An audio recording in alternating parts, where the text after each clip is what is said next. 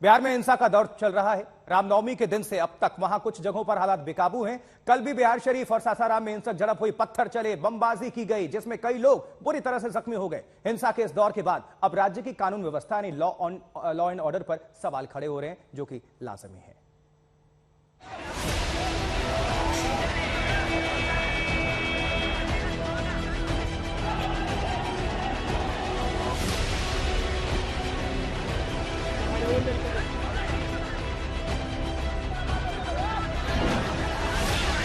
हिंसा की आग में झुलस रहा बिहार।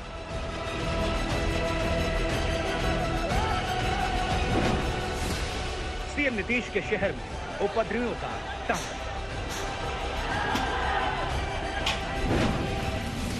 बिहार शरीफ में कई जगहों पर फायर।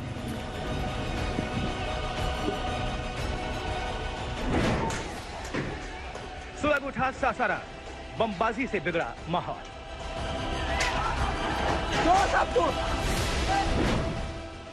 बिहार शरीफ सासाराम में हिंसा का गुनहगार कौन? सब कुछ तो ठीक चल रहा था, फिर अचानक कैसे रामनवमी के दिन से उपद्रवियों का हौसला बुलंद हो गया? अमन शांति के दुश्मनों का साहस कैसे बढ़ गया?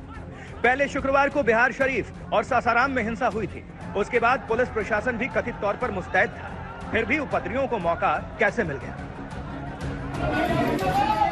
ये सवाल बेहद अहम है, लेकिन उससे पहले आपको दिखाते हैं हिंसा प्रभावित बिहार शरीफ और सासाराम का हाल।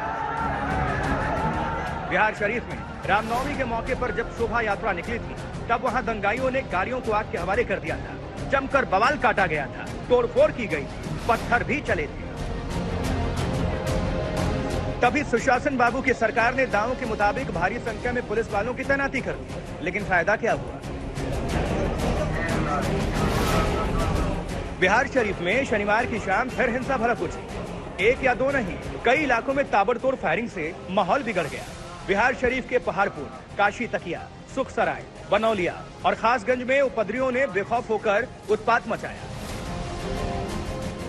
पहाड़पुर इलाके में 12 राउंड फायरिंग की गई, काशी तकिया में 6 राउंड फायरिंग, जिसमें 3 जख्मी हो गए। जमकर पथराव हुआ, जिसमें कई पुलिस वाले भी घायल हो गए।